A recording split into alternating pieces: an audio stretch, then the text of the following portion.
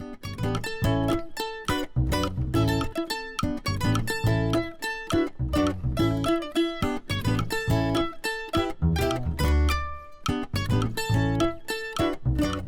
this story, the Localising Food team visits Nelson to meet Edith Shaw, kaitiaki of the Stoke Open Orchard. We had plum trees on our farm, and then I went to live in Christchurch, and I thought it was dreadful having to buy a plum. I was so used to foraging and collecting gooseberries and blackberries and raspberries and strawberries. The idea of having to buy something like that to eat was really difficult for me. So when I came here and saw all these beautiful plum trees and feijoas and figs, I thought, oh, they're great, that's great. I haven't got these in my garden in Nelson.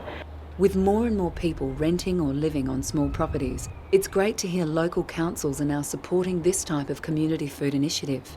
We have kindergartens and preschool area here, as well as the primary school. There's lots of rented property where people aren't able to grow all these lovely fruits and things, and I think this is wonderful for home gardeners to come and in the autumn learn about how to prune trees. I also think it's wonderful for refugee people who are new to this country to come and explore and try out these new fruits and be able to touch them or look at them and say gather some hazelnuts or gather some feijoas.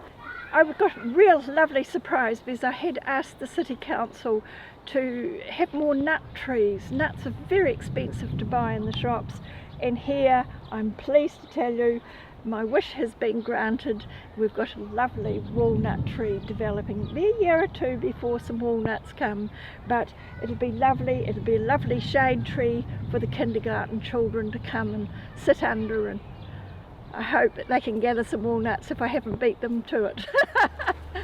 Edith developed her own love of gardening as a child and now shares a lifetime of knowledge with refugees and other local groups, creating some classic recipes from the orchard's seasonal supply of fruit and nuts.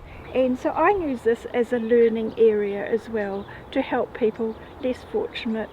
I make both feijoa jam or feijoa and ginger jam or feijoa pickle. Well, that's what I've taught the refugees, how to make, how to sterilise their jars, how to do really good home preserving, which they didn't do actually in their country.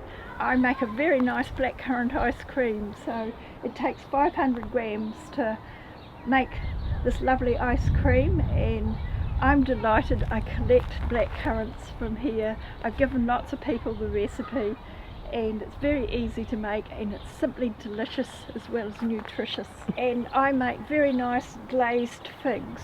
I just collect an ice cream container full and I cook them up and then dry them in the fan bake.